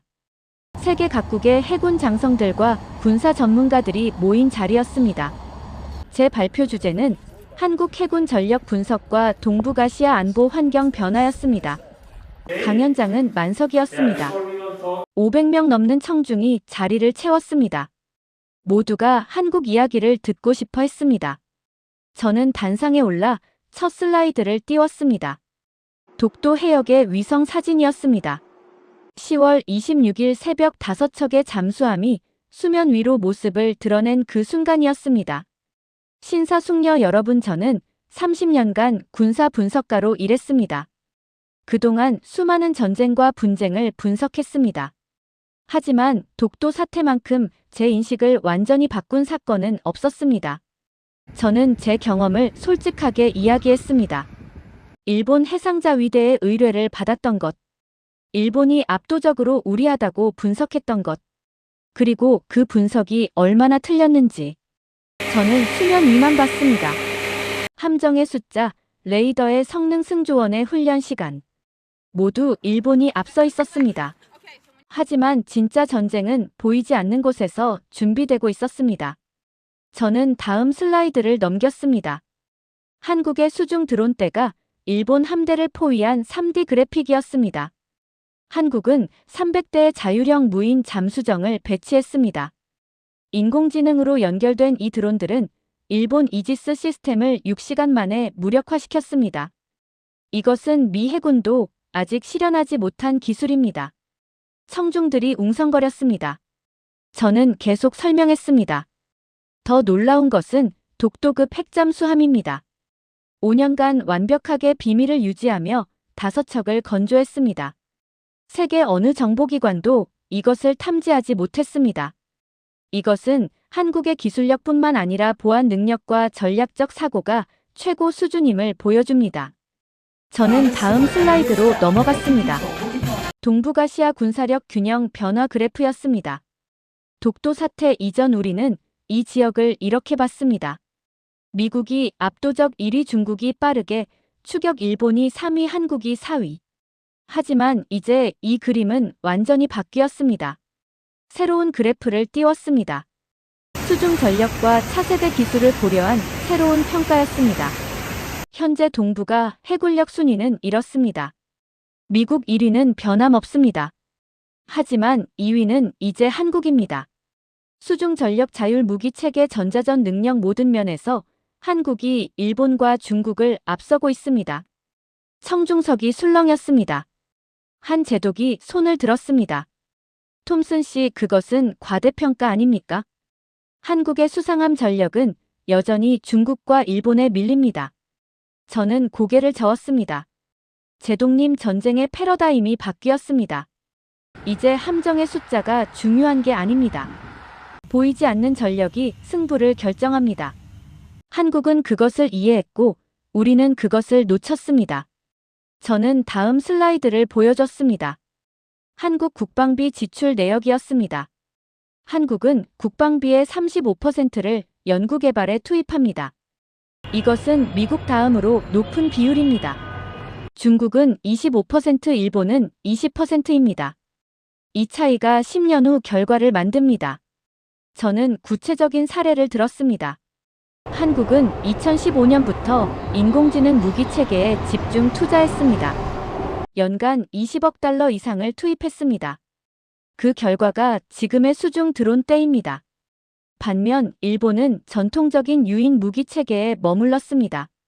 중국은 양적 확대에만 집중했습니다.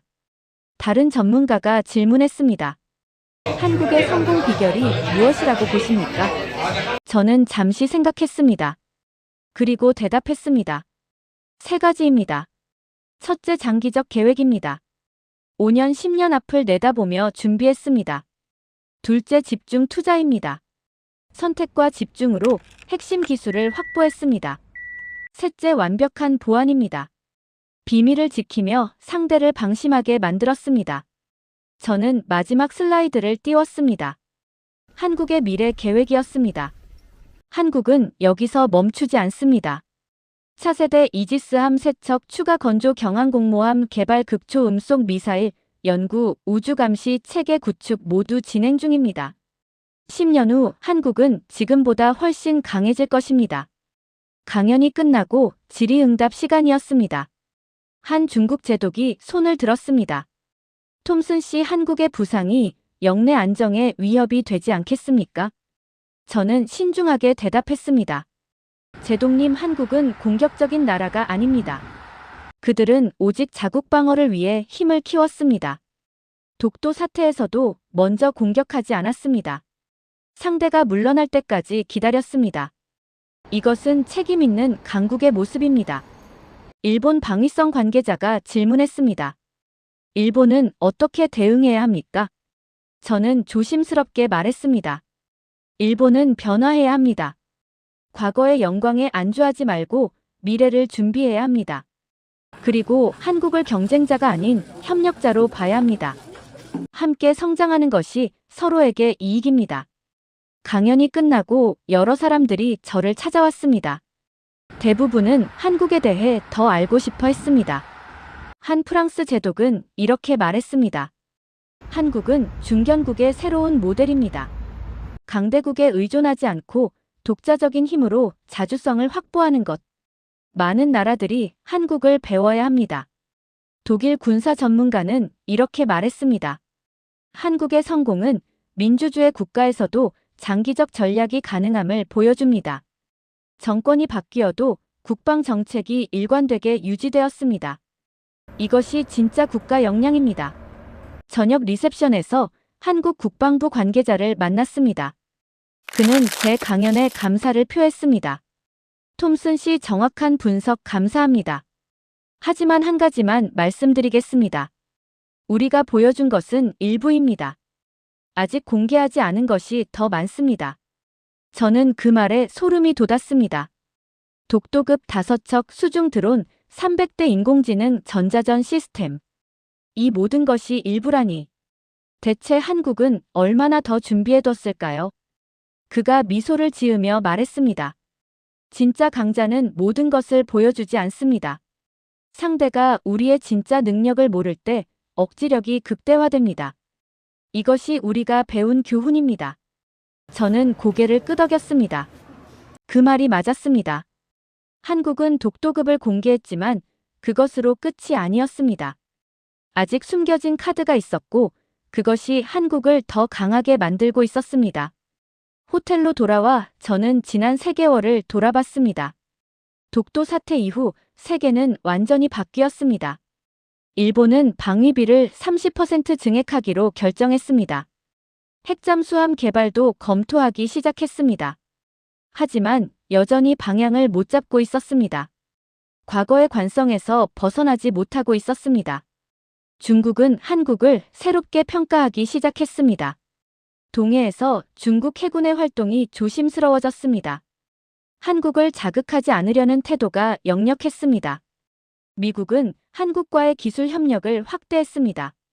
수중 드론 기술 공유, 인공지능 무기 체계 공동 개발, 우주 감시 협력 모든 분야에서 새로운 파트너십이 시작되었습니다. 가장 흥미로운 것은 다른 중견국들의 반응이었습니다. 호주, 캐나다, 폴란드, 스웨덴 여러 나라들이 한국의 모델에 관심을 보였습니다. 독자적인 국방 기술 개발, 자주 국방 강화, 그들도 한국처럼 되고 싶어 했습니다. 저는 노트북을 열어 마지막 보고서를 작성했습니다. 제목은 간단했습니다. 한국의 교훈, 침묵하는 강자의 시대. 저는 이렇게 썼습니다. 30년 경력의 군사 분석가로서 저는 독도 사태를 통해 중요한 교훈을 얻었습니다. 진짜 강자는 떠들지 않습니다. 조용히 준비하고 필요한 순간에 힘을 보여줄 뿐입니다. 한국은 5년간 완벽하게 비밀을 지켰습니다. 그 사이 세계는 한국을 과소평가했습니다. 일본은 한국을 무시했습니다. 중국은 한국을 경시했습니다. 심지어 미국도 한국의 진짜 능력을 몰랐습니다. 그리고 2024년 10월 26일 한국은 세계에 메시지를 보냈습니다. 우리를 무시하지 마라. 우리는 준비되어 있다. 그 메시지는 명확하게 전달되었습니다.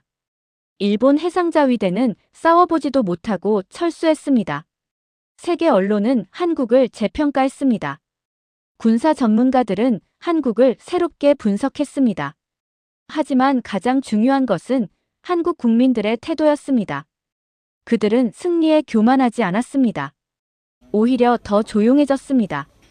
보여준 것으로 만족하지 않고 계속 준비하고 있었습니다. 이것이 진짜 강국의 모습입니다. 한 번의 승리에 도취되지 않고 끊임없이 발전하는 것. 과거의 영광에 안주하지 않고 미래를 준비하는 것. 한국은 세계에 새로운 모델을 제시했습니다. 중견국이 강대국에 의존하지 않고 독자적인 힘으로 자주성을 확보하는 것. 말이 아닌 결과로 증명하는 것. 소리치지 않고 강한 것.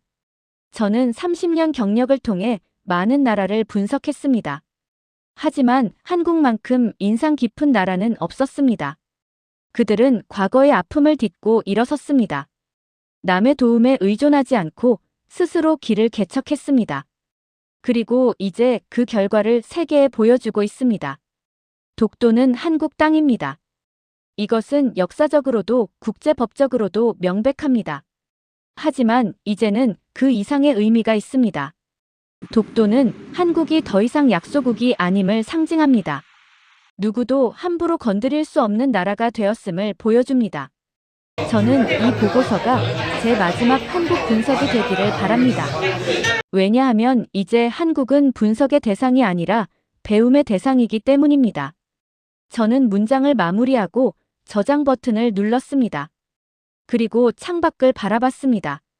샌프란시스코의 야경이 아름다웠습니다. 골든 게이트 브리지의 불빛이 반짝이고 있었습니다. 저 멀리 태평양 너머 한국이 있었습니다. 그곳에서는 지금도 누군가가 미래를 준비하고 있을 것입니다. 조용히 묵묵히 그리고 확실하게. 저는 미소를 지었습니다. 30년 경력의 분석가로서 제 자존심은 산산조각 났습니다. 하지만 그것은 나쁜 일이 아니었습니다. 오히려 저는 새로운 것을 배웠습니다. 진짜 강자는 소리치지 않는다는 것을. 준비된 자의 침묵이 가장 무섭다는 것을. 그리고 결과로 증명하는 나라가 진정한 강국이라는 것을.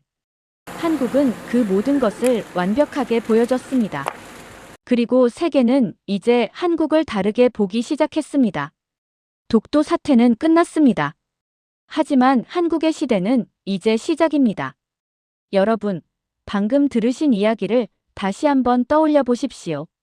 한국은 5년간 아무 말도 하지 않았습니다. 그동안 세계는 한국을 과소평가했습니다. 일본은 무시했고 중국은 경시했으며 심지어 미국조차 한국의 진짜 능력을 몰랐습니다. 하지만 2024년 10월 26일 한국은 단 하루 만에 모든 것을 증명했습니다. 300대의 수중 드론 5척의 핵잠수함 그리고 세계 최고 수준의 인공지능 기술. 일본 해상자위대는 싸워보지도 못하고 물러났고 전 세계는 충격에 빠졌습니다. 진짜 강자는 소리치지 않습니다. 조용히 준비하고 필요한 순간의 결과로 증명할 뿐입니다. 한국은 그것을 완벽하게 보여줬습니다. 우리는 더 이상 누구의 허락도 눈치도 필요 없는 나라가 되었습니다. 그리고 이것은 끝이 아니라 시작입니다.